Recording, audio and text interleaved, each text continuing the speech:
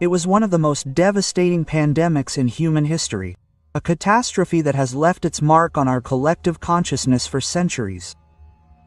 Between 1340 and 1353, an invisible enemy wiped out up to 60% of the European population.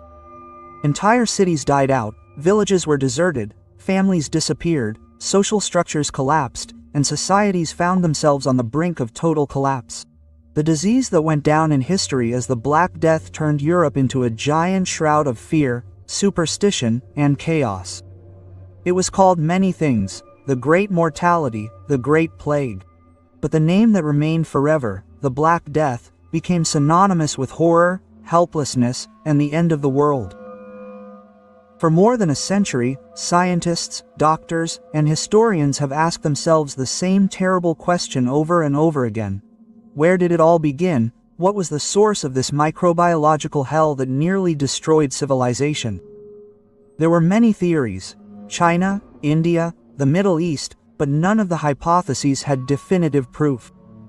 The source of the Black Death remained one of history's darkest secrets. Only in recent years, thanks to a combination of genetics, archaeology, and interdisciplinary research, has the fog begun to clear. The truth was unexpected. It didn't start in London or Genoa. It began at a quiet high mountain lake in Central Asia. In the summer of 1886, a team of Russian archaeologists set out for the remote region from Saikal in what is now Kyrgyzstan.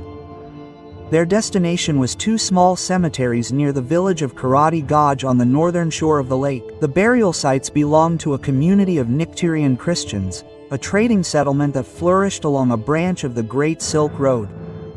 During their excavations, the archaeologists uncovered dozens of graves, many dating back to 1338 and 1339, nearly decades before the plague's first documented appearance in Europe.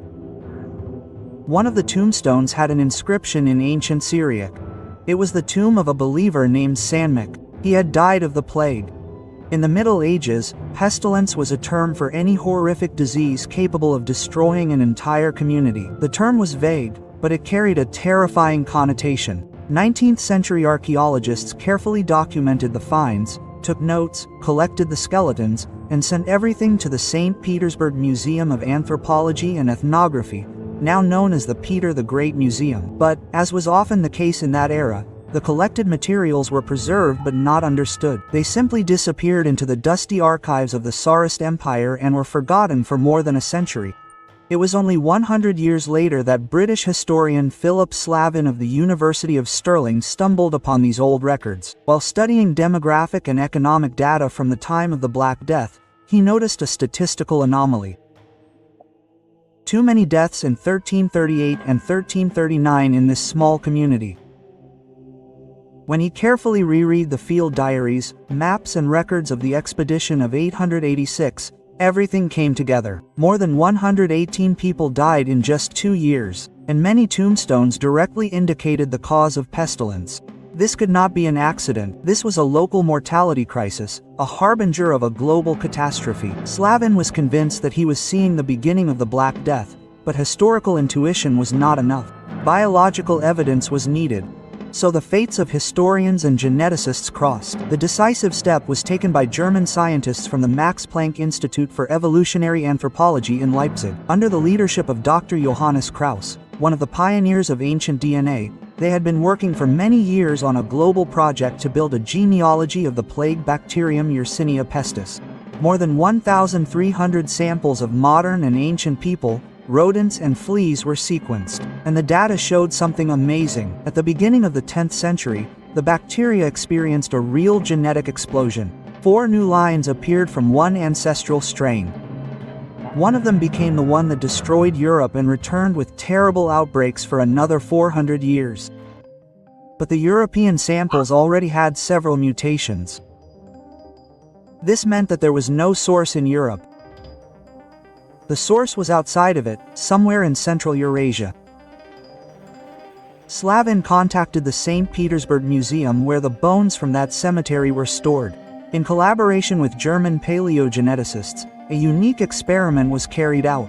They extracted DNA from the teeth of 7 burials. Dental pulp is an ideal repository for traces of ancient infections, and it was there, more than 700 years later, that scientists found what they were looking for. 3 of the 7 samples contained the DNA of Yersinia pestis. But that was not all. After a complete reconstruction of the bacterial genome and its comparison with a global database, the result was stunning. The strain from Kyrgyzstan sat right at the point of origin of that very genetic explosion. It was the progenitor of all subsequent plague lines. It was here, in the Iskil Valley, that the strain that changed the fate of the world was born in 1338. But the question remained of how a microorganism that was harmless to marmots suddenly turned into the scourge of humanity. Scientists explained this through the phenomenon of zoonotic jump, when a disease jumps from animals to people. The Issyk-Kul region is still a natural hotbed of plague today. Marmots, large gerbils and voles live there. Among them, the bacterium circulated for centuries, usually without mass deaths. Probably, at some point, a climatic impulse upset the balance. Warm damp springs led to rapid growth of vegetation. Rodents multiplied, the number of fleas that carry the plague increased. And then one hunter killed a marmot for its fur or meat. The fleas jumped to humans. The bacteria had a new host, one that had no immunity. But how did the disease reach Europe? The answer was hidden in the graves themselves. Items found with the dead showed that they were traders. They had pearls from the Indian Ocean, coins from Iran, ceramics from the Mediterranean. This was not an isolated community, it was a hub in the vast Silk Road network. Their caravans moved west, carrying goods, but also black rats. And on the rats sat fleas infected with Yersinia and pestis. So the disease gradually crossed Eurasia until in 1346 it reached the Crimea, the city of Kaffa.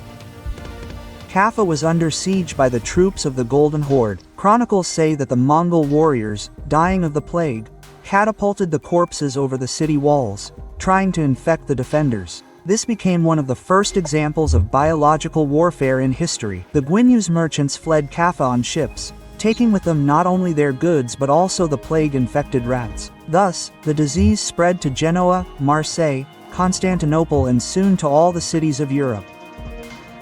Medieval Europe was an ideal environment for the plague.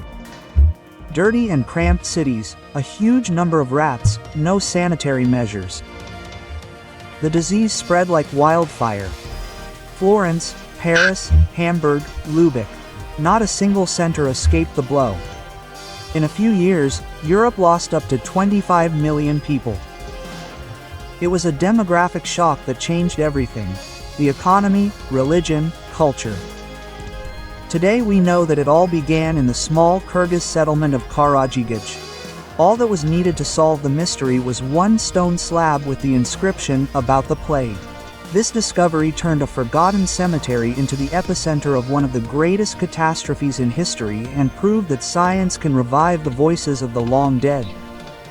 But most importantly, it is a reminder of how closely globalization, nature, and the fragility of human societies are connected, and that diseases always use the roads that we build ourselves. The story of the Black Death is not only a story about the past, it is a warning about the future.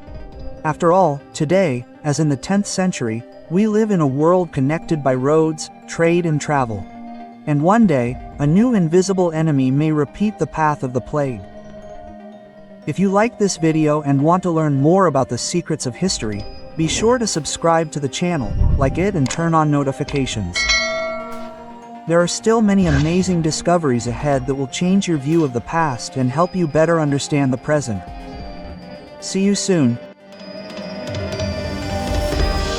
Peace.